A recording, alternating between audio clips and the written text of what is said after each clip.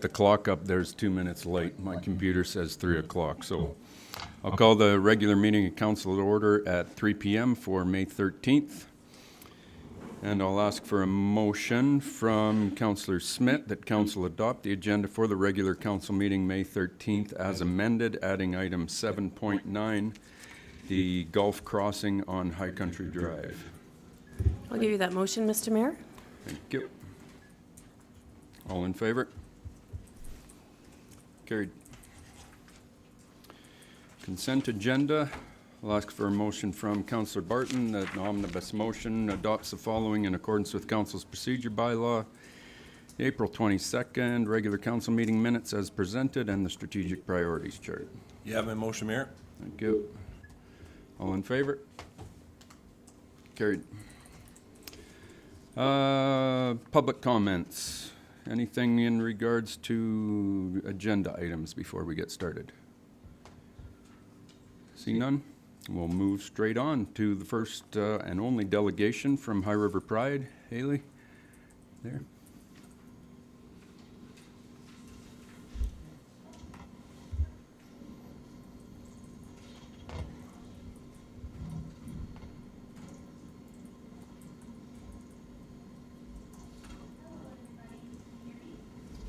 Hang on.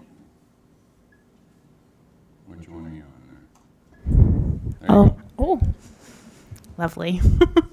Hello, everybody. My name is Hallie Minkler, and I am the founder and director of High River Pride.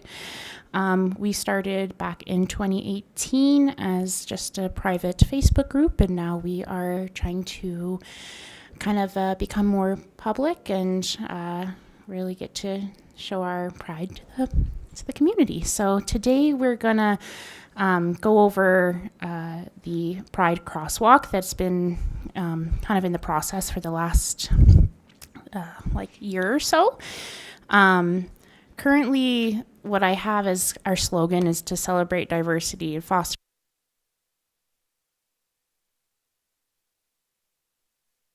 Press a button. Okay.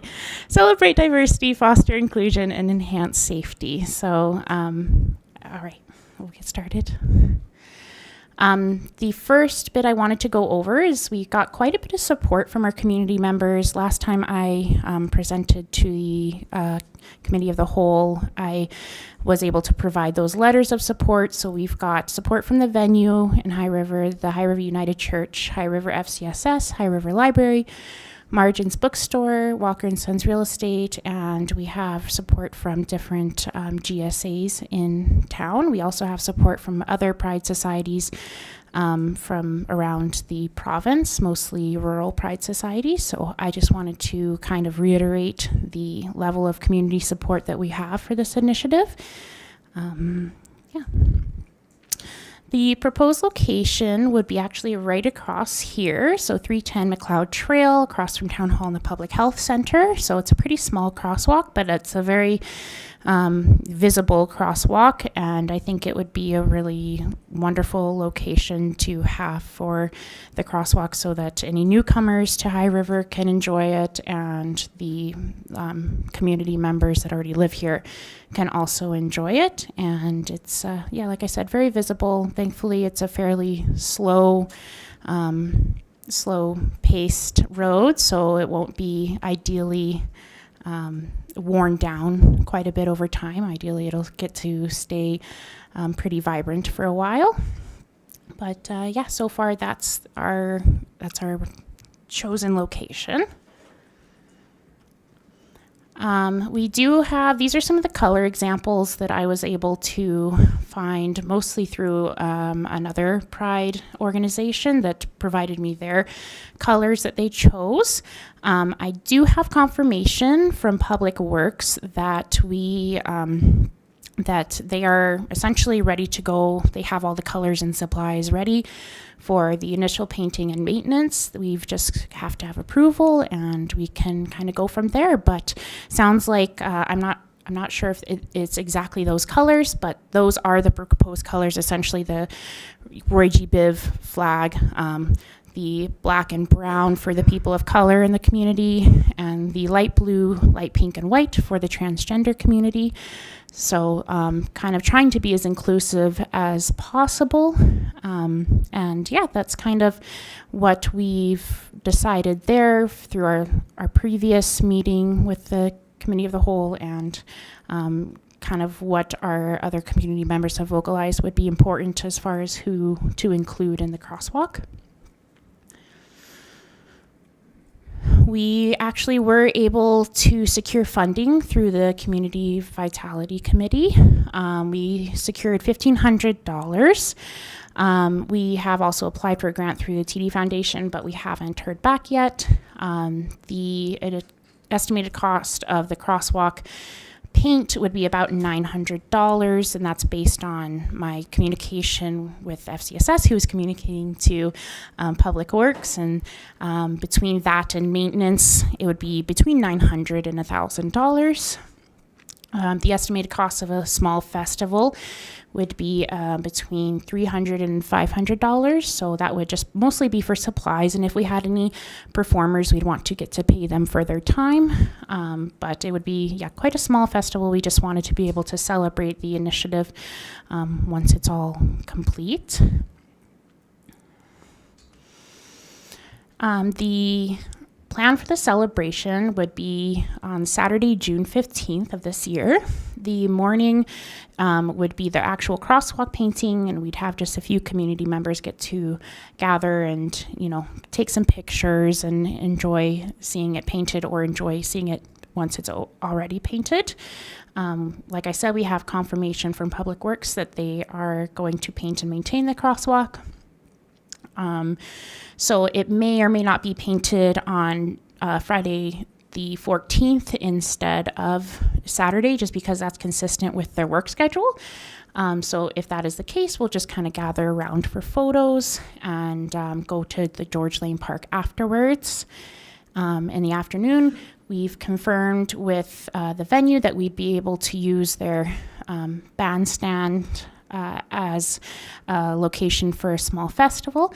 So it'd be after 1 p.m. or so, just based on, again, kind of the schedule with Public Works. We would invite community members to celebrate the crosswalk under the gazebo, maybe have a few drag performances by local drag queens. Again, we'd want to make sure that we compensate them for their time.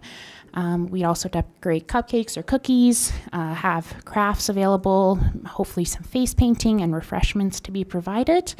So like I said, thankfully the venue has been kind enough to submit the event request for this location, and we'd be able to use their insurance for this event. So, and again, we wouldn't have to close off any roads for this, which is really nice, and it would just be a nice, wonderful day. Could probably put up some balloons and banners, pretty simple and but celebratory, ideally. So I just want to also discuss the future of High River Pride, because this would ideally be the first of many different initiatives in the community. So, like I said at the beginning, High River Pride was only an online platform serving as a place for resources and opportunities for individuals and families to feel safe and connected. We've now currently expanded to a more public page on Facebook and Instagram. So we've kind of got our online spaces expanded so that more people can find us and get to interact and learn about events and supports that are available. We now have plans to have regular monthly meetings, thanks to the kindness of High River United Church, with activities for multiple age groups.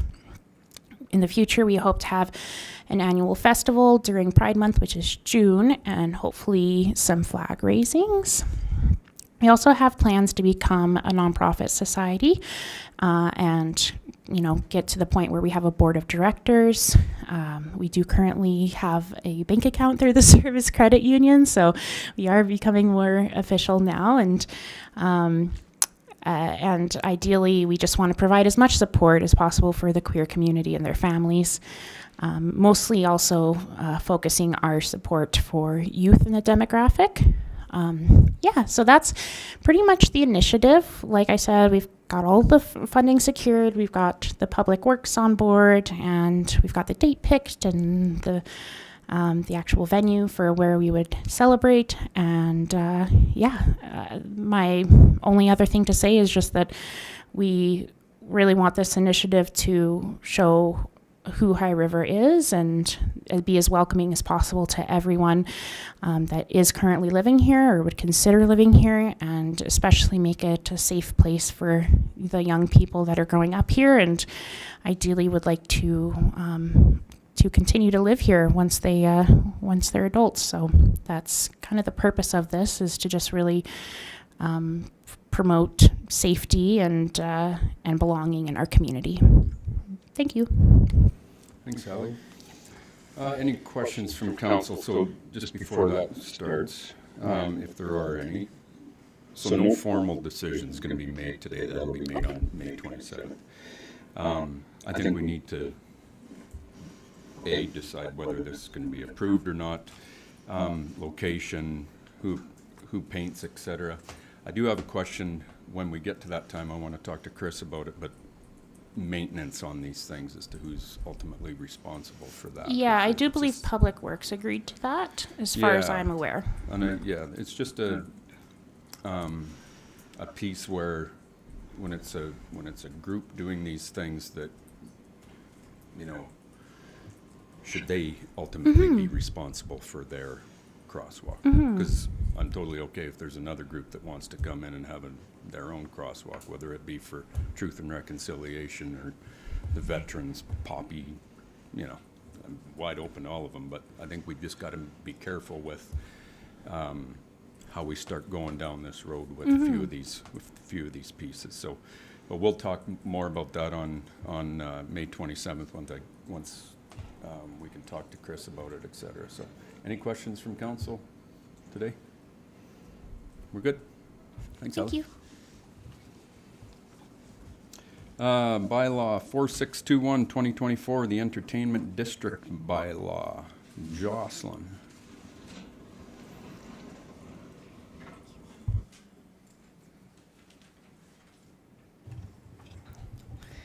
Good afternoon, Mayor and Council. In December of 2021, the Alberta government passed the Red Tape Reduction Implementation Act, which amended the Gaming, Liquor and Cannabis Act to allow for the creation of entertainment districts. Entertainment districts are specified public areas where adults may consume alcohol while enjoying entertainment options such as special events. There are restrictions within an active entertainment district, including no smoking within the boundary. Disposable or recyclable cups will be required for vendors to sell liquor, as glass is not permitted. And outside liquor cannot be brought into the entertainment district for consumption.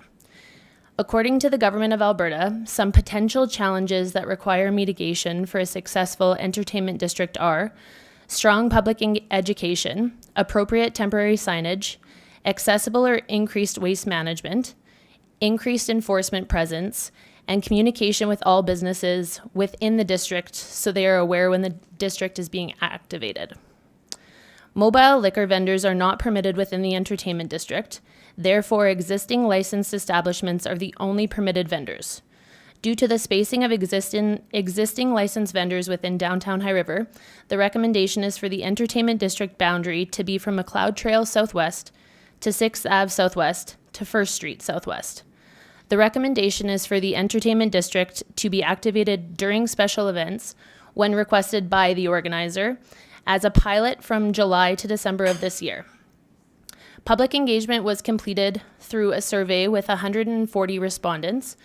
51% of respondents rated their level of support as high, 20% as moderate, 13% as low, and 14% as no support. Administration recommends Council give first reading to Bylaw 4621/2024 and Council direct administration to advertise it and host a public hearing on June 10th, 2024. Does Council have any questions about the proposed pilot entertainment district? Thanks, Jocelyn.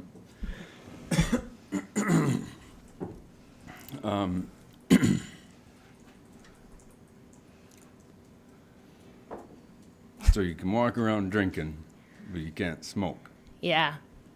Yes, I know. Makes a lot of sense. I don't know. Yes. Hey, for Alberta lots Health Services had a good way of explaining it, and they said basically just picture a massive tent around your entertainment district. Okay. Yes, and they said smokers know that they can't smoke where they can drink. They said treat it like a beer garden is their explanation. Okay. I asked about designated smoking areas, and they're not permitted within the entertainment district, so people would be required to step outside of the boundary.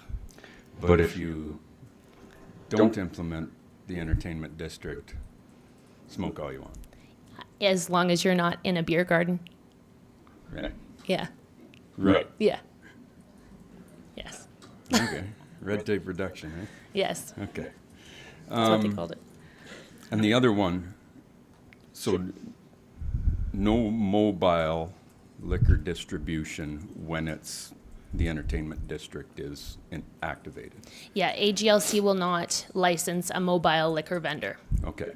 But So- if the entertainment district is not activated, then we can have mobile beer gardens like the Rotary has done during the car show.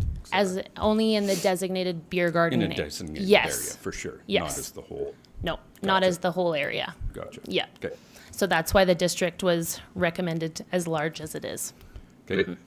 Well, this is first reading and going to a public hearing, which is great. So I'll ask for a motion from Councillor Jones that council give first reading to bylaw 4621/2024, and the council direct administration to schedule a public hearing for June 10th, 2024 at 3 p.m. I'll give you that motion, Mayor Snodgrass. Thank you. Any other questions or discussion at this time? Lots to do yet. All in favor? Carried. Thanks, Jocelyn. Thank you.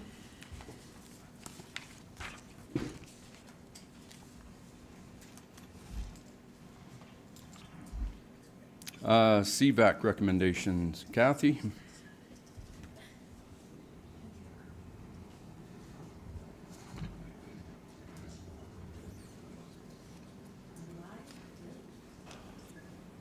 Thank you. Thank you, Mayor Snodgrass and Council, for having me here today to represent the Community Vitality Advisory Committee. As you are aware, any funding request that comes to our committee over our threshold of $2,000 needs to come before Council for your approval. So, who doesn't love a pancake smothered in syrup? Throw in a yummy pork link sausage, smell of fresh brewed coffee, and to make it even better, you get to enjoy it outdoors. I don't know about you, but for me, breakfast outdoors tastes better. To top it all off, you'll get to enjoy it with hundreds of your community members, and it's free. That sets the scene for what organizers will hope to be the first annual High River Stampede Breakfast. They are bringing the long-standing tradition right here to downtown High River on July 8th and hope to feed up to 1,000 people. In addition to the food, there'll be lots of fun, live entertainment, carriage rides, and it wouldn't be a Stampede breakfast without horses.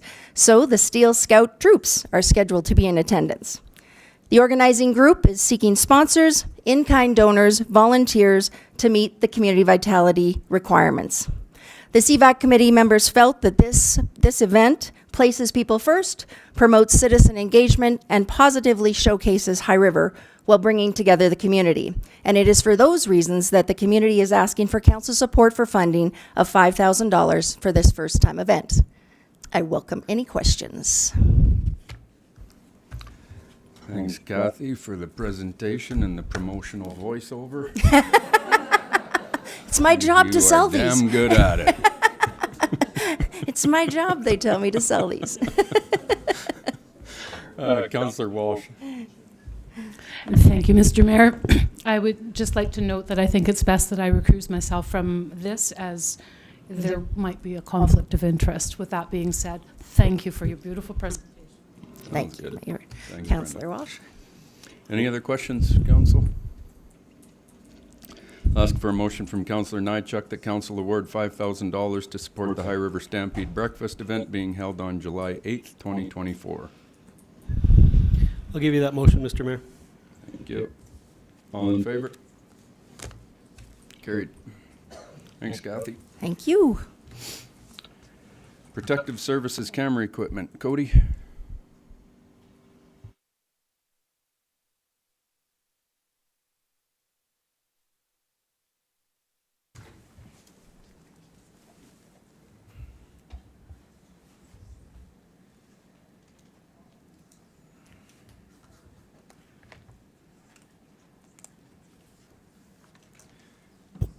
Afternoon, Mayor and Council. Come before you this afternoon to speak to you in regards to a budget amendment for some camera equipment for our community peace officers. In this year's budget, we had $12,000 allocated for our last in-vehicle car camera system, which would outfit our whole fleet with all the cameras. As we were going through all the procurement and research into it, we were told by a manufacturer, Motorola, that they had are now phasing out some of the equipment that we currently have, some of it being phased out already. So as you can see, Austin has a little camera on the front of them. Those are our body-worn cameras, and then we have in-vehicle cameras. The Motorola purchased WatchGuard, which is the original manufacturer that we went with 2 and a bit years ago when we started purchasing the equipment. Since then, Motorola has purchased them, and which now they are discontinuing the model line that we have. So parts are not available for our current body-worn cameras, so batteries or any of the equipment that goes into those little cameras, the holders, any of that stuff. The software is now being discontinued, so it's put us into a bit of a spot with the camera equipment itself. The one camera that we went to go purchase for the vehicle this year would be the same as the one that are in our current vehicles. Challenge comes again is that they're discontinuing that and will not be supporting it in about 3 to 4 years, depending upon how things go. So with that, we expressed our sincere displeasure with the Alberta representative from Motorola. And we have been a pretty big supporter of Motorola equipment. Our radios are Motorola. A lot of our other equipment is Motorola. And they actually stepped up to the plate because of the takeover from WatchGuard to them. They didn't realize the impact that this was going to have on us as end users, especially being small communities. So they stepped up to the plate with a 45% discount for the equipment. We thought it was prudent to come to council to get some direction on where we should be going with the purchase of the equipment. We have the opportunity now to receive 45% discount on all the equipment that we currently have, which would then bring it all into, current standards, if you would, serviceable software lines and all the rest of that. So it would be replacing the cameras in our current vehicles and then our body-worn cameras. We believe that we may be able to sell the 2 existing WatchGuard systems that are in our vehicles to maybe smaller communities that don't have anything. So that might be a way to generate some of the revenue back on that equipment. So I certainly welcome any questions that you may have. Thanks, Cody. So the price has jumped from 12 grand to 56,115, and then they gave you a 45% discount. That is correct. The kindness of their hearts. Wow. Well, these things are extremely important for safety and accountability reasons with what you guys do. Councillor Smith? Thank you, Mr. Mayor. Curiosity about the life expectancy, because with technology changing at such a rapid pace, the ones that we do have currently, they're going to age out here right away. Is that what I'm also understanding? Yeah, so the ones that are in the vehicles now, they have about a 3 to 4 year lifespan left in them, and it's only purely from the technology standpoint as far as support goes. So it's like buying a piece of equipment that they're not going to make parts and pieces for, right? So that's kind of where their end of life is. This new equipment, Austin could probably speak to it, but the equipment that's in our vehicles currently today has been around for about 10 to 12 years. So that would be a fairly reasonable life expectancy for most of that equipment would be 10 years. And again, some of this model that we currently have in our vehicles has been around for about 10 plus years. It's now with this merger of the 2 companies that we're starting to see some of the change in the product line. Obsolescence. Yeah, absolutely. Okay, thank you. Councillor Nychuk? Thanks, Mayor Snodgrass. So with their 45% discount, this whole package was about $70K then, right? That's right. Yes. In that, is there an ongoing software component to run this stuff, to collect the data, to house it, So we have our own secured software or secured server, that collects all this data that only is limited access. The new software that would come along with this would give us all the licensing that we need to go forward from the licensing perspective. Not an ongoing annual license? Once you buy the license for the equipment, that piece of equipment is licensed. There may be costs in the future if they do major upgrades to the software itself, where we may have to purchase another version of it, but that includes the software licensing. Just to know on parts availability, Councillor Smith covered the lifespan piece, but what about parts like batteries? Simple things like batteries, like repair and maintenance or parts accessibility on this new equipment going forward? Do they have that lined out or spelled out? Yeah, so the availability for parts on the new models are going to be available, and they will be. They don't anticipate, in talking to the representative, that they would be a 10-year lifespan on the cameras for sure, as far as supply and parts go. Because that was our big question, is that we said, well, you've eliminated this model. What's going to stop you from eliminating the next model in 4 or 5 years? So before we went with their product, we wanted to have some rest assurance that they were actually going to support it for more than 4 or 5 years, right? That's a big concern because it's a big ticket item. For sure. Thanks, Chief. I know you're always diligent with this stuff, so I appreciate the safety aspect for, from you through to the rest of your team, to Austin and his team. So thank you. Appreciate it. Thank you. Councillor Kinghorn?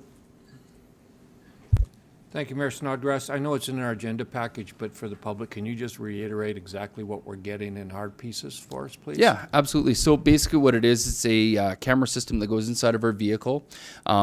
It serves a couple purposes. First purpose is it's forward facing. So as the officers are doing patrols and they have an interaction. So again, what will happen is the camera will begin to record 30 seconds. So the camera's constantly recording, and as soon as they activate their lights, it starts to record 30 seconds before that. So it record any infractions. So somebody running a stop sign, something like that.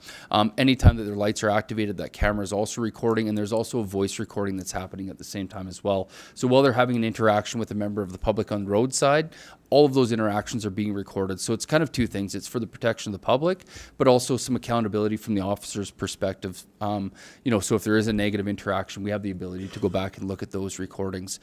So the camera system in the vehicle looks forward and also looks into the back area. So our officers do have the authority to make some arrests under certain legislation. So it's also, again, a protection piece for both the individual that may be put into the back of our vehicles under arrest and or from our officers' perspective when they're in the back of the car. So there is audio and video recording, again, for accountability purposes. The other pieces are body-worn cameras. So when the vehicle or the officers are outside of the vehicle interacting with the public, so it may be dealing with a bylaw complaint or a dog file or something like that, where their vehicle isn't close, any of that interaction can be captured on the body camera. Again, public safety piece and accountability from the officer's perspective. So all those interactions are being taken into account. The other piece, with one of the reasons for sticking with Motorola, is that the officers have an emergency button on their radios, which can be activated in the event that something goes wrong. The new body-worn cameras will actually engage or start recording as soon as that emergency button is pushed. So that whole piece can be recorded and played back for court packages and things like that. So for follow-up, we're talking about both vehicles are going to have cameras? So 3 vehicles with cameras. 3? Okay. Yep. And then individual cameras are? For the officers. How many are those? So there'll be 6 of those cameras. So what we're looking at doing is, 5 cameras. So what we're going to be looking at doing is getting myself and Steve those cameras as well. Because we do have public interactions, sometimes when the file gets escalated beyond the officers, we actually engage with the members of the public. And again, it's just that piece for us to, when we're having those interactions, so that everybody is being held accountable. Excellent. Thank you. Yep. No further questions. I'll ask for a motion from Councillor Kinghorn that council approve option 3 provided by administration to amend the budget from $12,000 to $38,700 for the protective services camera equipment. Thank you, Mayor Snodgrass. You have my motion. All in favor? Carried. Thank you. Thanks, guys. Town of High River Library sprinkler repairs. Nicole?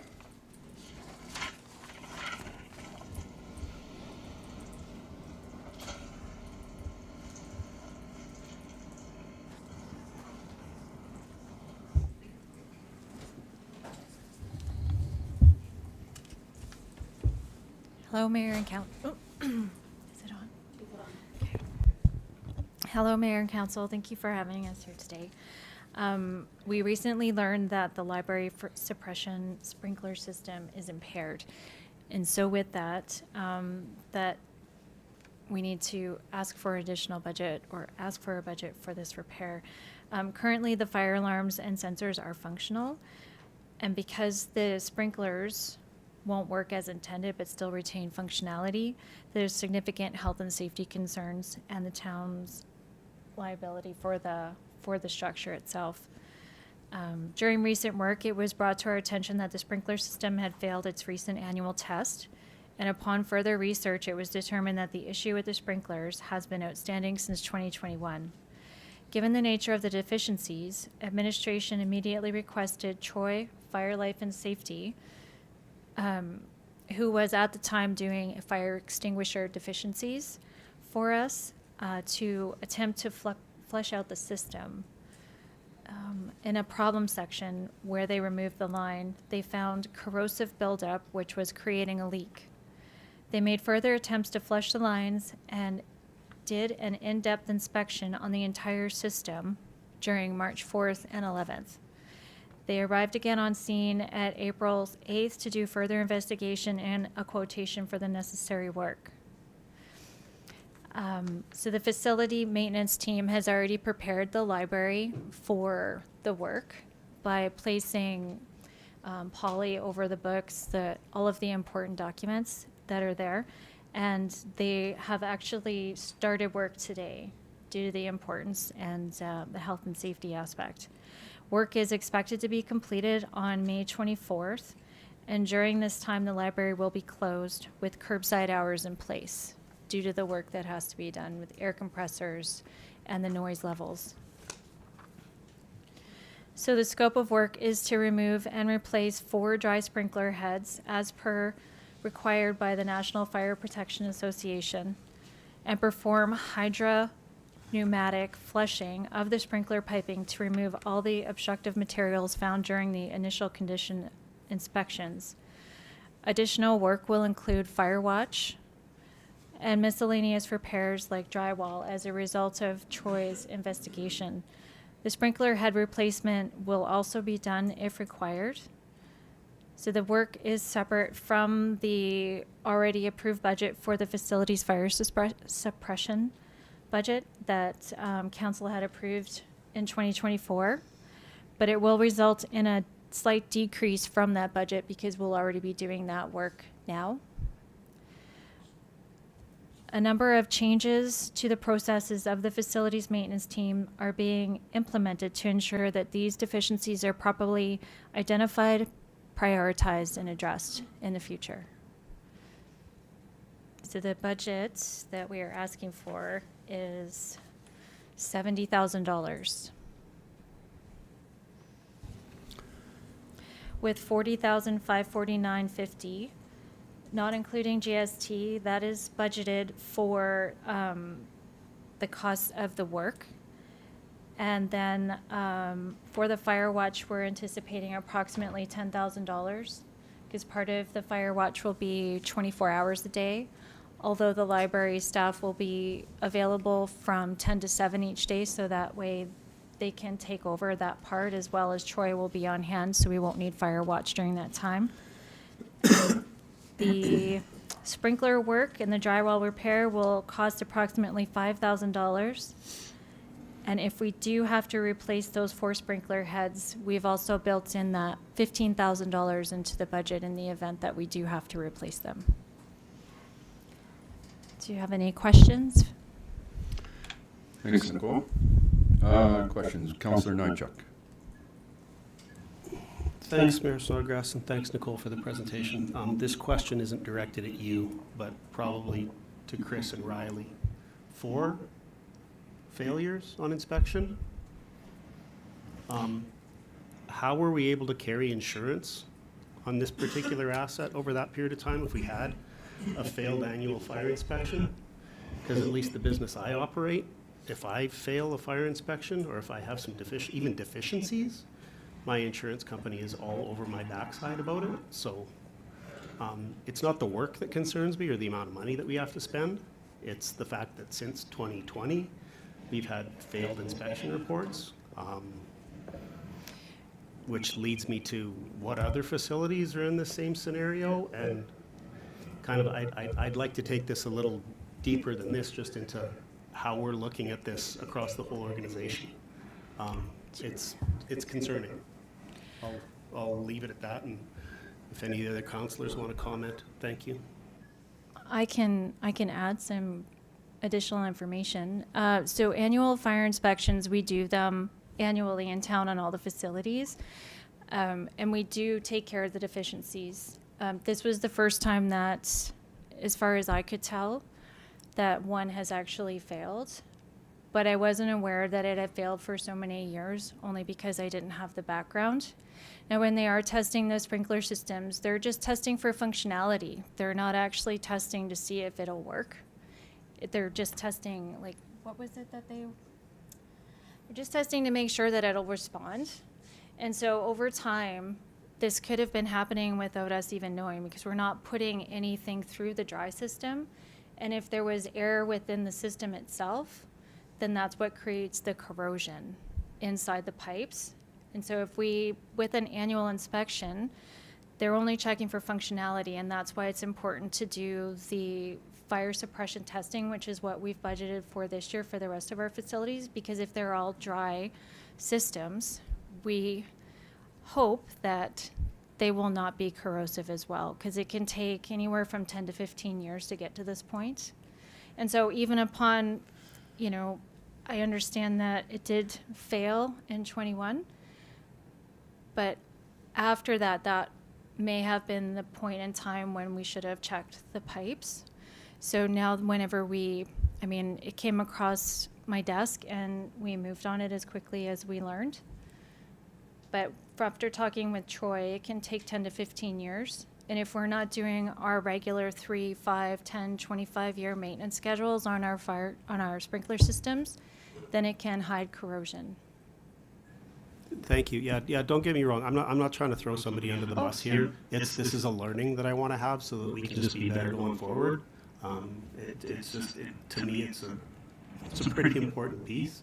And I keep looking over at the chief. I don't think he wants to go and put out any of our buildings on fire. So the suppression systems are there for a reason, and I hope we can just take a learning from this and be better across the organization. So Absolutely. And I can speak to some of it as well. I think going back that far into 2020, and I need to be careful here as well, because I think there's some HR issues associated with it. And I think, we need to be guarded from that perspective, because I do think it's ensuring the people that we hire understand what their roles are and what their duties are, and making sure that information is being fed through the proper conduits. And this is information that what came to light to me, we immediately started working on it. And because it's something that we should not take lightly at all. And that means for all our facilities that have sprinkler systems. And even though we're part owners of this one, this is one of the facilities that's going to be tested this year to make sure that it's on a regular schedule. And so those are the types of things that we need to ensure that through our processes, that there is proper reporting moving up the system to cover off any lapse of judgment that may take place.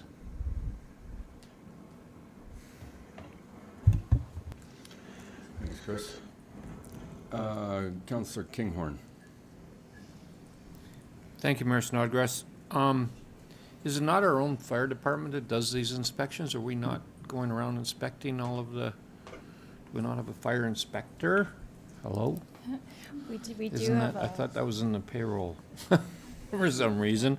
So that would be my first question. My second question you can probably answer easier. The fire watch. What exactly is fire watch? So for the fire watch, because in order to complete this work, they have to shut the water off. So in an event of a fire right now, there's actually no water supplied to any of the sprinkler heads. So for that reason, insurance makes us more liable, because there's less steps in place to put the fire out.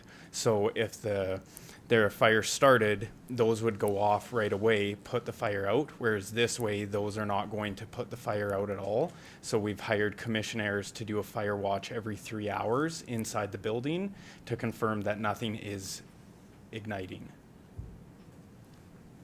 Can we use our firemen to do that, perhaps? So, Every 3-4 hours, go wander around over there? yeah, so the conversation, we've been kind of going by at night and having a look at the building, but as far as fire watch inside the building, the concern comes from if my crew gets called out and they are gone, then what happens from a perspective of now nobody's watching it, and then now we have a lapse in fire watch, which then in fact could actually affect our insurance from that lens. So we have to be super careful on how we play that one. That fire watch is an insurance thing, and it's also a fire code thing as well, that we require fire watch to be in that building at the same time through the code. And to answer the question about the inspection, so Stu's level of inspection is ensuring that the inspections are taking place and that the certified company's doing it at their intervals that they are requesting. So Stewart isn't actually inspecting the equipment per se. That is a Troy Fire and Safety or any of these safety companies that actually get into that detailed inspection. Stewart is making sure that, you know, exits aren't blocked, things like that. The sprinkler system does have a certification on it. Extinguishers are taking care of, alarms and stuff like that are being certified. And I believe Stewart was involved a little bit in this one once it shed to light to provide some guidance on it. Thank you. Yep. Councillor Smith? Thank you, Mr. Mayor. So my question is about the money ask. So we're looking at 70,000 as an amendment to our budget, an increase, or 70,000 all in, including the new suppression, the $10,000 for fire watch, the 5,000 potential. So it's all in plus the sprinkler heads, or? 70,000 does include the work that they're doing right now, which would also be the regular inspection that should be done, that we would have done later this year, although we're pulling that away from the 2024 fire suppression budget. 70,000 is a new request, just because we know the extent of what needs to be done there. So does that make sense? Or did I say that wrong? Yeah, I can probably think I understand. The $70,000 is the full cost, including the contingency if we have to replace the sprinkler heads. So the sprinkler heads will go out and get tested. If they need to be replaced, then our maximum budget will be $70,000. If they pass, then we will be reducing that budget by 15 down to $55,000.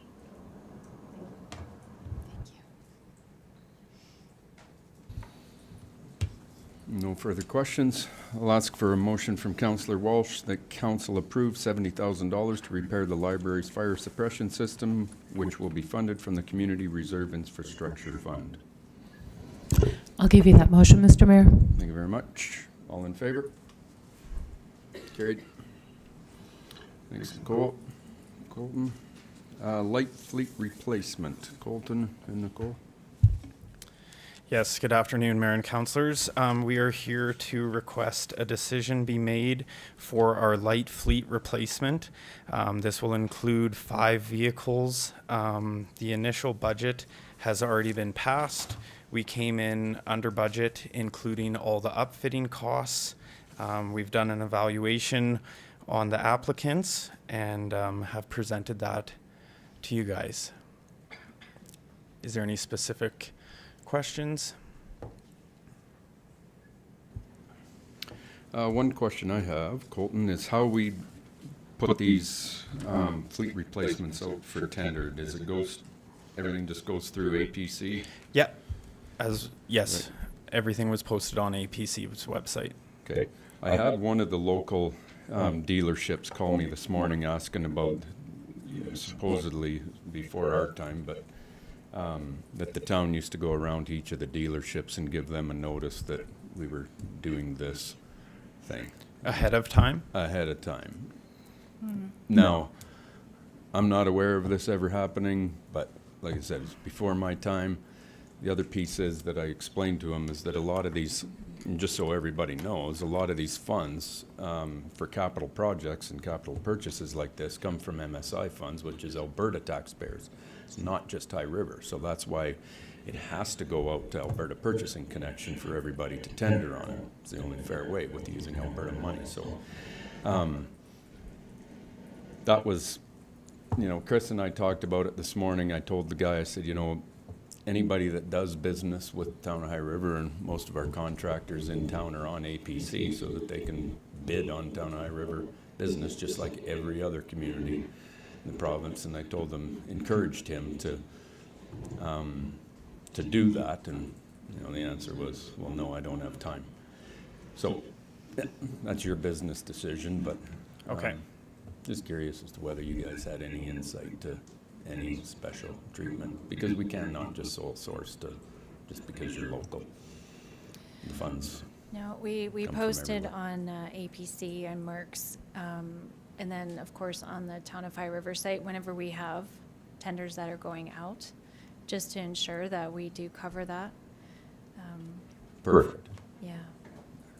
So it's there. If anybody wants to do business with some of these tenders, then Alberta Purchasing Connection is where you need to be, and that'll give you notifications every time we post something. So,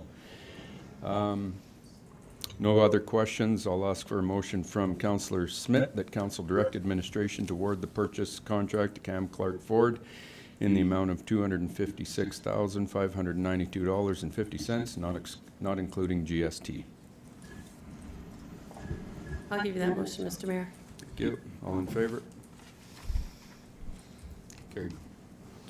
The multi-use equipment replacement. Yeah, so this is very similar, same process. We posted it on APC.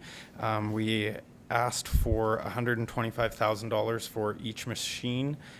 Council did approve that, and the bids that came in, we were able to come in under budget. We did a thorough evaluation. We demoed vehicles, pieces of equipment, sorry. And so we are requesting the decision be made for these two multi-use pieces of equipment. Thanks, Colton. Councillor Kinghorn. Thank you, Mayor Snodgrass. I want to be a little bit more clear here that these are not amendments to our budget. This was already in the budget. We approved the budget, and now you're just coming back because it exceeds the spending limit and just getting sort of the last. Yeah, it doesn't actually exceed the spending No, limit. I We meant came the in exceeding under that you can do on your own. Yes. Right, this has to come back to council because of the value. the dollar It's amount. not yeah. an amendment in our existing budget. It's not impacting it. Nope. Perfect. Thank It's you. all been pre-approved. And this is from a local vendor as well.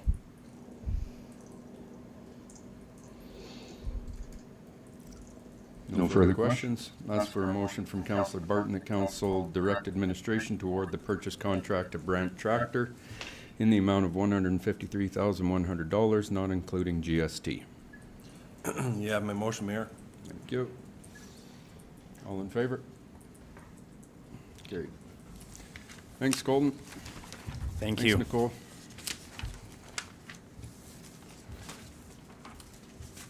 Outfall modifications project, Tom?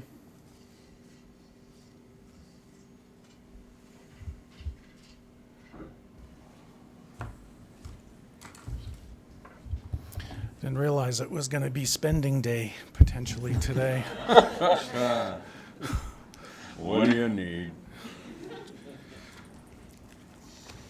I'm here to talk to you about the Outfalls Modifications Project. And just a little bit of the background on the project. A number of the outfalls that were constructed as a matter of the flood response in 2013. It was fast-track construction, so what we ended up with was a little bit less than what's ideal. The outfalls are very difficult to maintain. They're very difficult to clean. There is one location that is, I would say it's probably not ideal for somebody trying to get down to it to turn it off if there were a flood going on or a flood event, high water event. So this project is intended to address those shortcomings of the existing outfalls. There's 14 of them, and then there's 2 other modifications to other outfalls as well as part of this. So it's 16 different locations as part of the project. Now, this project came about as part of surplus funds for a number of different flood projects. So this project is funded through one of the Alberta Environment grants. So it's fully funded. So what we're proposing to do is modify these outfalls so that they have proper breakaway grates on them. The issue is that if anything plugs or hits the grate, it'll just build up and create pressure and could back water up inside the town. So these grates are set up so that they have a breakaway system that they flap open essentially to reduce the strain and pressure so that we have less chance of there being a water backup on all these individual outfalls. So they're pretty important, as well as there's the modifications we'll be making potentially will make them easier to maintain for operations, get in behind them and clean them, and give them the attention that they need. So that's essentially what the project is about. We did the design on the project. It went out for tender on APC as usual, and we ended up with 3 tenders or 3 submissions. Council can kind of see that they were ranged widely in price. The lowest was Everest Construction Management in the amount of $426,215. This excludes GST, but it includes a 10% contingency.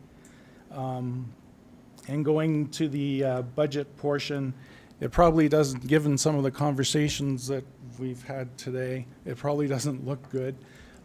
With it being originally budgeted at $73,000, and now we're asking for potentially $488,000. We knew all along that this project was going to be above the $70-some thousand. A decision was made by finance that instead of raising that number up and then having to amend it again, it was just left where it was. To be clear, we've always known that this project would be well above, not well above, but would be at least in the range of $400,000. So in terms of the money side of things, it's not so much of a surprise to me, although I always ask for money. But I don't know if there's any other comments or questions relating to this. Councillor Smith. Thanks, Tom. Thank you, Mr. Mayor. Thanks, Tom. My question is more about, is there an existing maintenance plan in place for all of these? And now we're noticing that there's some deficiencies that are going to need to be addressed. It's like, how did we get to this place? No, it was pretty much, so yeah, they're being maintained right now, and they're maintained, there's one round that happens always prior to May 15th in preparation for flood season. They've always been maintained, but this makes it easier for operations to get in behind them and do the maintenance work. Right now, it's, the grates weigh several hundred pounds, and it takes equipment to kind of pull them back and clean them. This just makes it simpler for just a regular crew to go in and do the work without any sophisticated equipment. So it's one of those invest now and then it's an easier remedy later? Yeah, thing? yeah, and we sort of knew, like, it didn't take long after the dikes were built, and we realized that there was these challenges with maintaining them. And like I say, this project was funded from surplus funds, so we had to kind of complete that first round of projects and then identify the surplus funds and then assign which project they would go to. So this happens to be one of the last ones that are on the list. And this request for funding is already in a grant? There's a grant available to spend Yes. on this? Yes. Okay, Yeah. thank you.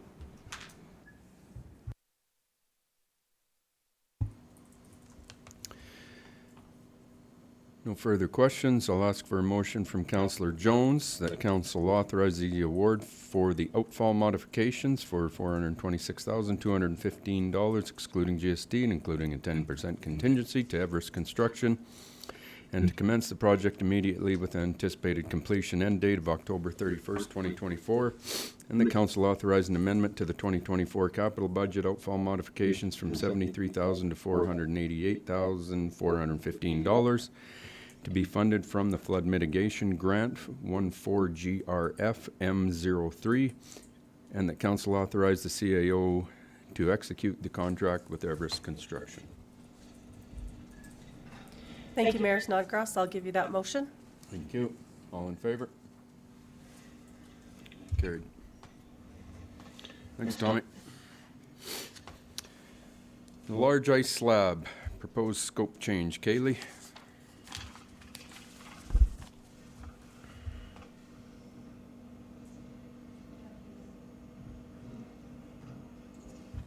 Good afternoon, Mayor Snodgrass and Council. I am here to request a scope change or propose a scope change for our large arena slab. So the budget has already been approved. The scope changes will fall within budget, so it falls within the contingency, so this isn't ask for more money, but the scope does have an impact on schedule. So the scope change comes from our demolition and unforeseen construction standards that we came across during the demolition, and potentially some lower standards at the time on how it was constructed. These challenges have led us to evaluate what our options would be available to us. And the option we're bringing forward today is to, the curbs are the areas that are an issue during the demolition. So we're recommending the scope to replace the curb areas with refrigerated floor, raise your rink slab by 8 inches, raising the Zamboni floor to match that rink slab, replace your dasher boards because they are currently designed to work around the curbs, and so modifying them versus buying new, there's not a huge difference between them. Going with new dasher boards, I'll get into more details about where our current life cycle sits right now with them. And then reusing our glass, because our glass is still in good condition. Where the change comes, it has the biggest impact is the change in schedule, because this will now extend our completion date by 3 weeks. So these changes will bring us to a standard slab design that will last us, that has a 50-year plus life cycle on it. It will give us better uniform ice because we will have a refrigerated slab all the way to underneath the boards, so you won't have any potential of that soft ice when you get around the boards. And it will address any of the issues in construction and deterioration that we have discovered during the demolition. So, so our startup was anticipated to be September 30th, and our now startup date will be October 20th with the new schedule. So, I guess on the dasher boards came up because we have the option of either modifying them or replacing them with new. And it's a pretty big piece in the puzzle. But to give some context around it, the dasher boards were replaced in 2014. The kick plates right now are already needing replacement. The puck board only has about 5 years left on it, so we'll be redoing the puck board in about 5 years. And the player's box, on the player box, the penalty box, all the gates, just due to the wear and tear on them and just the style of boards and the hinges, that end was looking for rebuild replacement as it was, because it wasn't functioning properly and they were all quite bent. So we were already in a bit of a predicament with our existing boards. Raising the Zamboni or raising the slab will also provide us with a little bit less of a lip when it comes to stepping onto the ice. I think right now you have a fairly sizable step onto the ice, and this will make it a lot more accessible. So while it won't make it a zero entry, it will bring it a whole lot closer, so that maybe you're only having a 1/2 inch, maybe a 1 inch lip that you're stepping onto the ice. And I will open the floor for questions. Thanks, Kaylee. Questions from council?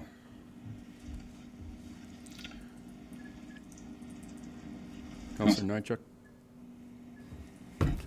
Don't grimace, Mayor. No, this is a pat on the back to Riley and the team. That contingencies. I'm always the guy that screams about contingencies, and here contingencies are serving this great purpose. So well done.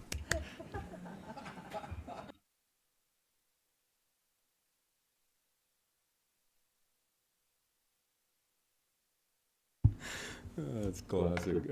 Councillor Smith. Thank you, Mayor Snodgrass, and thank you, Councillor Nychuk. Just for the edification of everybody, I did not know in the beginning what a dasher board was. So for clarity, that is the actual boards, correct? And they were compromised because of untreated wood underneath them? Is that, if I'm understanding this all correctly? So what we have is a refrigerated slab that is poured underneath these concrete curbs that go around. And there are different sizes on different sides of the rink. And yeah, you have now then the boards that you would typically have wrapped around the rink, and they're all a different height depending on which side of the rink they're on. And then you have your puck board, the white board, which is what comes down over those boards and over the curb down to the ice surface. Thank you.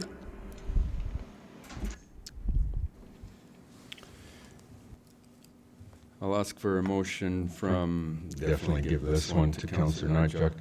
The council direct administration to proceed with the recommended changes to the scope to include replacing the curbs with refrigerated slab, raise the refrigerated slab 8 inches, raise the, it's inches, right? It is inches, Yeah, yes. This says feet in here, so I just want to clarify. Is it? Oh, sorry. No, on our little thing here. Okay. Raise the Zamboni room floor to match the refrigerated slab and to replace the dasher boards while reusing the existing glass. The change cost of $285,715 will be funded through the contingency of the previously approved budget amount for this project. Mr. Mayor, happy to give you that motion. Thank you. All in favor? Carried. Thanks, get it. Municipal software acquisition, Chris? Thanks, Mayor Snodgrass. So here we are back once again talking about municipal software. Some history for all of council. This has been a project since I've been here that dating back to, talked about in 2020. We started a process of procurement in 2021 looking for that one software solution that solved all our problems and created a one-stop shop, and we couldn't find that at that point in time, so we went back to the drawing board to have a better understanding. Part of that phase was we bought a Dayforce solution through Human Resources that is in the process of being implemented in 2023. And this search started again last fall to take a look at permitting based upon the outcome of our development management review process, as well as getting notification that our finance software will no longer be supported at the end of 2025. So we went through an extensive process internally. We engaged an independent facilitator to help us reduce the bias for certain products within the organization, and also facilitate the conversation between different levels of staff members throughout the organization that use it on a day-to-day basis, and then those that use it very infrequently from that perspective. And so we went through an extensive process starting in December. We demoed products through the month of March, and then had a selection process that the staff recommended to SLT and myself what the preferred solution would be from their perspective. What they saw, they participated in the reference checks for all this software, and also recommended some optional work take place in replacing our asset management software at the same time.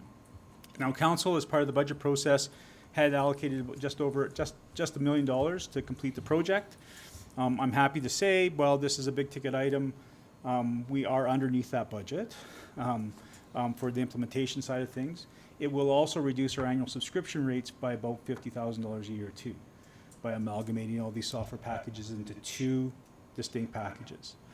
The first package that we're working with right now is our finance system, and we're working with a partnership between MMP as well as Sylogist that will deliver a new software system for our finance system that will handle our cash receiving, our budgeting process, as well as manage all our payment processes, and link well with our payroll system as well. That's the first piece. Now that piece, implementation cost is approximately $266,000 with an average annual subscription rate of about $65,000. That's a reduction from $142,000 that we currently pay for an antiquated piece of software. The second piece that we also went out for tender at the same time was taking a look, as a result of our development management review process, a recommendation to go to an electronic permit management system. Most of our permit management is done manually in individual systems between planning and building, with no ability to talk to each other. That produces inefficiencies. And if council recalls that presentation from last November, we feel that there's, the consultant that did the work for us feels that there's a 20 to 40% capacity savings by moving to an electronic permitting system. Now, this would act like a gatekeeper, making sure the applications are complete, making sure they're all submitted online, making sure all the information that was required for a complete application to start the clock ticking. In addition, there'll be a clock ticking on it. Right? It will manage the time associated with it, make sure that there's accountability for staff to make sure that the applications are delivered on a timely basis, and that applicants can view their applications and the status where they are and how they stand.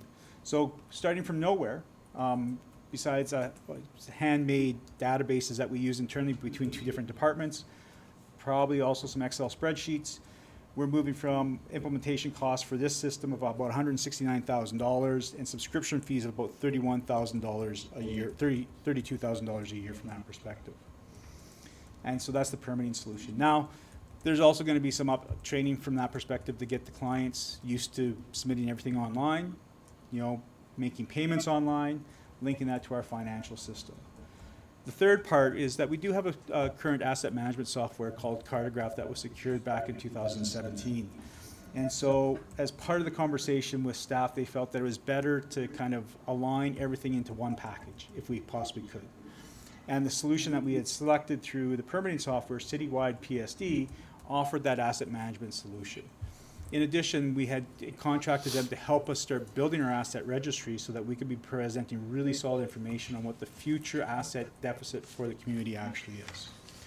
And so linking those all together kind of gives us, I won't say the perfect unicorn, but as close as we possibly can get to that software system that will talk effectively and efficiently between each other. And working with them from that perspective. So, at the end of the day, the recommendation that's before council is to award all three pieces of the software and change our asset management from Cartograph to move that into Citywide PSD from that perspective. Sometimes we make decisions with software that present themselves with all sorts of bells and whistles. And we certainly saw that through the demo process. There were some fabulous pieces of software that we were enamored with, right? All the things that could do stuff in the future. AI integration, all those types of things. But then when you took a look at the cost and then you took a look at the complexity of that software system and the fact that you may have to add a programmer or two to facilitate that, you had to make some choices to say, hey, we have to right-size the software that makes sense for the organization and the complexity that we deal with on a day-to-day basis.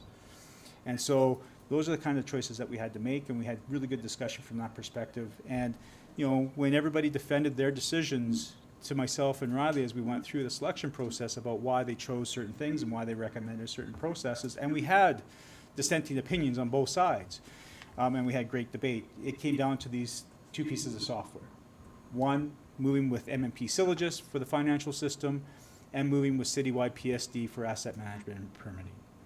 Now, council has a raft of opportunities, or options. We can continue going down this path and supporting the recommendation that's before you today. We can throw it all out, go back to the drawing board, see what's there, see what's available. We can chop it up into the different chunks and just go after finance and deal with permitting at a later date, deal with asset management at a later date after that. Or we can just refer this back to committee for further conversation. But we feel that this is the right recommendation at the right time, and we feel that it's time to get moving forward on this project. So thank you, Mayor Snodgrass. You're so welcome, Chris. Yeah, we're not going to throw this back and make you start this one again. Questions from council? Like you said, this has been going on for years now, so I'm glad we're at the point of a decision making. Councillor Smith? Thank you, Mayor Snodgrass. Chris, I'm just curious, this is a lot for everybody, all at once. So good changes sometimes happen in a hurry, and granted, you've taken the time to flesh all of these opportunities out. How do you feel that the implementation of three would go? Would they be simultaneous? Would they be phased in? What's the forecast that way? So the forecast for change, certainly we're really aware of the change management piece that we have to undertake here. So the theory behind it is that we're going to phase it. We're looking at getting the permitting software up and rolling for January 1st, 2025, so that we start the year fresh, so that we start 2025 on the right step when it comes to permitting and development management, with finance coming probably in the second or third quarter from that perspective of going live, probably after taxation. There's a whole bunch of dates in there that we're trying to play around with, right? We've got audit, we've got taxation, we've got assessment. And the easy one right now is permitting, because there's not a lot of data that we have to move over, if any, from that perspective. So it is about just creating our processes, make sure they're clear, making sure that we understand them, and getting them into the software system so that they can be implemented and rolled live from that perspective January 1st. Asset management is going to be an ongoing one, but we think that at the same time, if you're doing permitting, you can do it at the same time. The consultant is already building the asset inventory for us, so it's just a new database per se for asset management. So we think those two could be concurrent as we also build the finance system, because the finance system is also going to see a whole new chart of accounts. It's going to get into much more detail than we've ever seen before, and the change with that piece in itself is going to send waves through the rest of the organization too. While they're all asking for it, I don't think they understand the ramifications of asking for that level of detail, what that actually means to the new chart of accounts and how they're going to have to conduct business. And so we've got a lot of work to do, but we think that phased approach over the next 12 to 14 months is appropriate.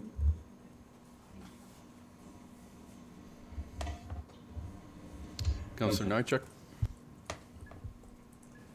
Thanks, Mayor Snodgrass, and to kind of go along with Councillor Smith's train of thought, implementation incredibly important. I guess the first question I have is, in this phasing, are we going to purchase at different phases then? Because, there's no sense purchasing out of the gate and then not really touching a segment of this improvement until months down the road or whatever it might be. And I see you nodding, so that's great. Yeah. I guess on the implementation side, I'm looking at what's included from the implementation cost and then the annual average subscription fee from a training and development perspective. Yeah. In the implementation, is that included for the staff, and then for those outside of, like in the development process, we've got outside contractors that are going to be utilizing this from the other side of the fence, so to speak, and anything that we might be able to help those quote unquote customers out with, and how all that education and training falls into all this, not just for our staff, but outside users as well, if you can speak to that a little Certainly. bit. Certainly, the training is part of the implementation process.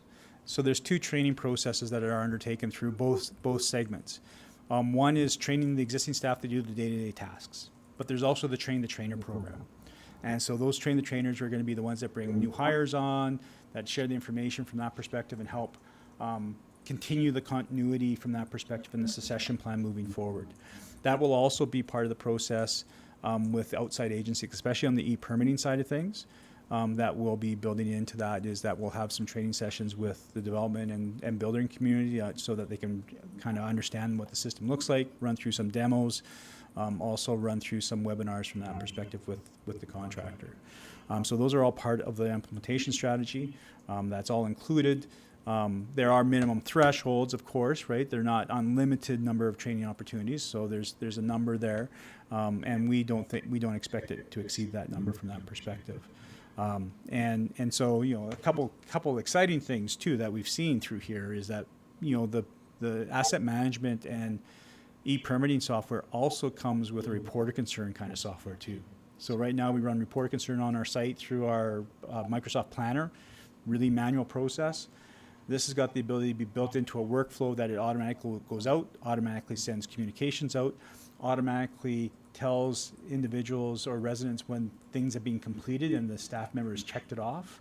And so we can automate some of our workflows from that perspective, not forgetting that we still have a personal touch that we still have to maintain from that perspective. So, but our training program, and we're going to stagger the use of our implementation dollars too, so that we only require the secondment of our subject matter experts at key points in time.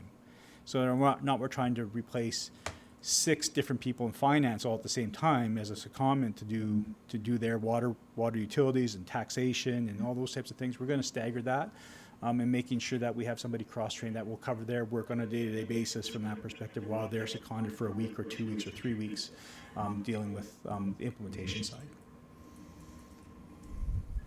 No other questions. Chris, thank you. That's well thought out to you and the team. Appreciate it, because implementation of new software can be disastrous, to say the least. So you guys seem to have a proper and well thought out plan in place, so I really appreciate that. And I'm not going to say it's going to be easy, right? Like, it never is. And I may be looking at it through rose-colored glasses right now, and we're going to have those, horrible days, right? And we have to be prepared for them. And we're also going to have consultants that may not get the message that we're trying to send to, that we have to realign over a period of time. And, one reason why we delayed this report was that we were not connecting with one of the contractors. And so I had to have a very blunt, forthright conversation about, if you want this contract, you've got to come to the table a little bit differently. And so they've corrected their mannerisms and their behaviors and have kind of heard that process. So I think those blunt, forthright conversations throughout the process are going to be key. And we need to be not fearful to call them out when they're not meeting our expectations. Thanks, Chris. I'll ask for a motion from Councillor Kinghorn. This is a long one. The council award the replacement of the financial software system for $266,070 for implementation in a 5-year renewable subscription contract for an average annual amount of $65,566 to MNP and Sylogist, and that council award the contract for an electronic development management and permitting system for $169,050 for implementation and a 5-year renewable contract for an average annual amount of $31,749 to PSD Citywide, and the council authorized the replacement of the existing asset and maintenance management software system for $145,000 for implementation and a 5-year renewable contract for an average annual amount of $38,223 with PSD Citywide, and that council approved the contingency amount of $161,780 for the implementation of all software platforms, and that the mayor and CAO be authorized to execute all required contracts and agreements. Thank you, Mayor Snodgrass. You have my motion. Thank you. Further questions? Councillor Smith?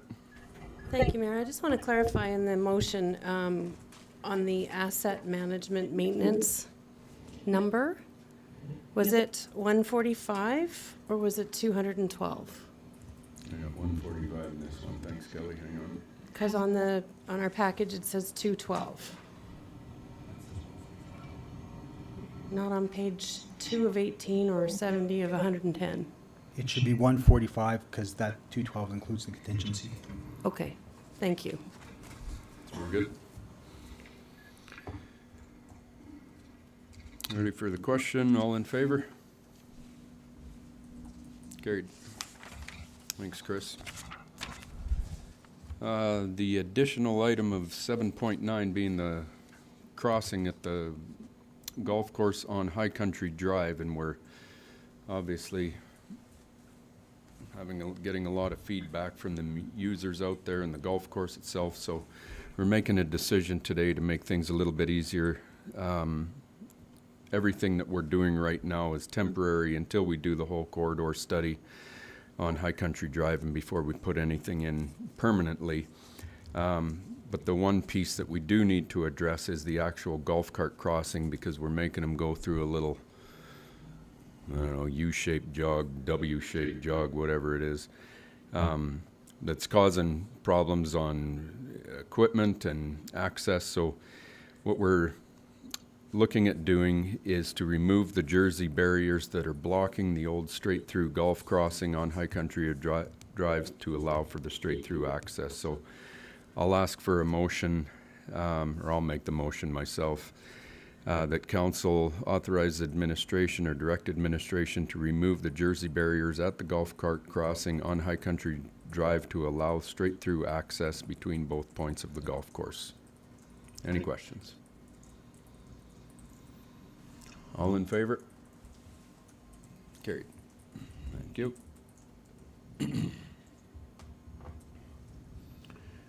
Your dreams come true today, don't they, Kaylee? Okay, any councillor reports? See none? Any board and committee reports? There are board and committee minutes from Shepherd Family Park Society in the agenda. The next piece is any public comments from items discussed in the agenda. Thank you for your time. I'm just seeking some clarification about the Pride Crosswalk. I am very hard of hearing, and I didn't understand everything that was said. So I'm not quite sure what the next steps are in the consideration of that crosswalk. Mayor Snodgrass, you mentioned something about looking at the ongoing maintenance, and then you mentioned the May 27th date. Can you just clarify what the next steps are?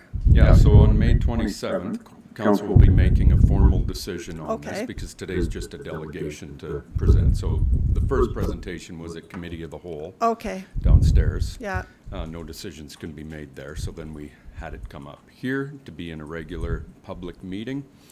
So now we move into the decision phase of May 27th. Yeah, I'm a bear of little brain, and I don't understand the process all the time. No, that's just fine, Paul. Thank you. And as far as the maintenance, yeah, it's just questions we have as to ongoing, because if further crosswalks come up, we got to be consistent with things as to how we're doing them, so that's all. Thank you. You're welcome. Anyone else? Just get your name, sir, when you come up. My name is Jay. I appreciate your comment that we need to be careful about going down this road, because the option would be, if we're going to make an exception for a special interest group, then we should start making exceptions for other special interest groups. We could have a straight sidewalk or a straight crosswalk, I don't know, plumber's crosswalk, whatever you want to call it, we could do that, and we could fill the entire town with different color crosswalks. What I see is the job of a town council or a town or administrators is to provide our services. We have crosswalks that everyone can use already. We have a library. I think that's fine. We should spend money on libraries. We should spend money on our equipment to make sure that our services are maintained. But we don't need another side or a different crosswalk for any special interest group. Anyone can use the crosswalk. And if it's about an inclusion thing or somebody feeling unsafe or whatever, then I would suggest they would seek private counseling for that. This is not a community thing. It's if you come to this community, you come because you want to be in High River, because you want to use its services, and you just want to be part of the community. We don't need to start giving out special treatment to people. You've got a Little Britches parade that's for all kids. We have a Stampede breakfast that's been put forward that's for everyone to come. There's no specifications. We've got a swimming pool that anyone can go to. We've got sidewalks that anyone can walk around on. But to go down that road of giving special treatment to special people, I just don't think that's necessary. I think that's not what our tax funds should be going for. We just want our general services to be upkept, and that's it. So I would encourage you not to. Good. Thanks very much, Jay. Anyone else?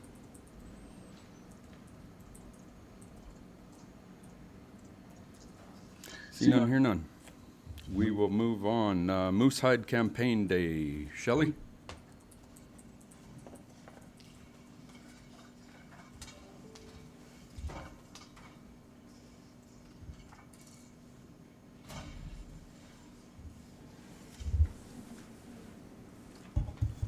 Good afternoon, Mayor and Council. I would like to introduce you to Alina Rose. Alina is our new Youth and Social Wellbeing Coordinator. She's replacing Caitlin, who you have all met before, who is on her mat leave and home with baby Ever. And so Alina, one of her first tasks in this role has been to support the Moose Hide campaign, and that's what you see in front of you today. So I'll just allow Alina a few minutes to speak to that and to just provide some greater explanation about why you have these wonderful little pins in front of you. Thank you. Thank you for your time. Oh, okay. I don't have to push anything. So yes, in front of you, you'll see one pin, or 4 pins actually altogether. So the Moose Hide campaign was an initiative that started in BC along the Highway of Tears by a pair of, well, a father and a daughter who wanted to make a difference. They wanted their daughter to grow up free of violence or the risk of violence. Currently, we live in a society where 1 in 2 women will experience a form of violence done towards them before, after the age of 16. The Moose Hide campaign was just an initiative that they started to try to create some awareness to get men and boys to join in and make a commitment to protect the women and children in their lives. So by participating, by wearing the pin, you essentially commit to protecting women and children in your life. And it's also a great way to participate in the act of reconciliation. Yeah. Does anyone have any questions? I think it's pretty self-explanatory. Thanks, Alina. Yeah. Thanks very much for saying that. Any questions for Alina? So I'll ask for a motion from Councillor Walsh that Council proclaim May 16th, 2024 as Moose Hide Campaign Day in High River, and the Council authorize the Mayor to sign the Town of High River Moose Hide Campaign Day proclamation. Thank you, Mr. Mayor. I'll give you that motion. Thank you. All in favor? Carried. Thanks, Alina. Public Works proclamation, nobody presenting. This is just Chris, do you want to say anything to this? Just the number of proclamations that are coming in. This is one of them that recognizes our Public Works Department as we move into the middle of May, and all the work that they actually do for the town, keeping our streets safe and swept clean, snow removed, as well as our park spaces and buildings. Good. Ask for a motion from Councillor Smith that Council proclaim May 19th to 25th, 2024 as Public Works Week in High River, and the Council authorize the Mayor to sign the Town of High River Public Works Week proclamation. Give you that motion, Mr. Mayor. Thank you. All in favor? Carried. Alberta Disability Services Professional Appreciation Week declaration. Same sort of thing. So,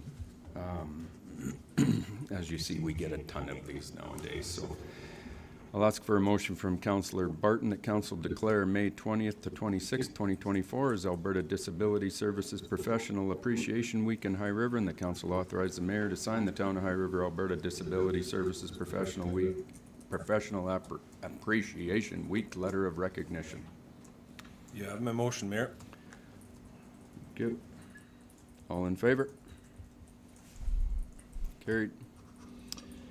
AJHL expansion franchise proposal. So this is just there's a group in High River looking to bring a AJHL Junior A team to High River, and there's no decisions or commitments or anything at all. They're just looking for a letter of support to continue the discussion about this initiative. So the letter's in the agenda, so that's all we're at. And this is addressed to Ryan Bartoszek, the AJHL commissioner, who this group goes to for approval from the AJHL should they wish to proceed with this. So I'll ask for a motion from Councillor Jones that Council authorize the Mayor to sign the letter to AJHL Commissioner Ryan Bartoszek regarding the AJHL expansion franchise proposal. I'll give you that motion, Mayor Snodgrass. Thank you. All in favor? Carried.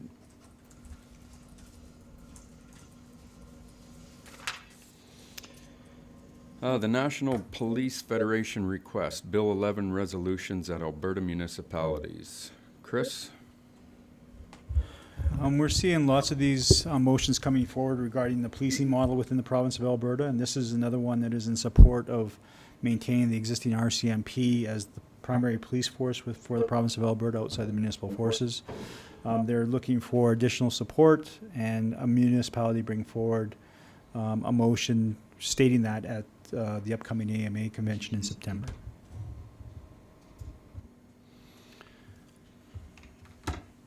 Okay, reading the letter that they sent, I'm not comfortable with doing this because I don't know exactly how much this would actually does affect. There's a lot of assumptions in the letter. If council's interested, we could do a motion directing staff to look into the cost, but I don't know that you can even do that with the amount of information that's out there at this time, can you? No, there's not very much information that they provided on that. Yeah, so, I don't know. I'm a little reluctant to get involved in this one with so little information, whether as to directly how much it affects High River, so I'm not going to propose a motion, but if somebody else wants to, they can. Councillor Smith. Thank you, Mayor. Perhaps we could see if there is more information available and bring it back to a committee of the whole to further discuss at that point in time prior to putting anything forward. Sure. Yeah, that's a good idea. We can certainly do that. Okay. Yeah, let's do that before. Good solution, Kelly. That okay with everybody? Okay, thank you. Council correspondence for information, correspondence from STARS, correspondence regarding the biodigester, and a red dress day thank you for allowing them to use George Lane Park. So there's nothing else. Meeting adjourned 4:31.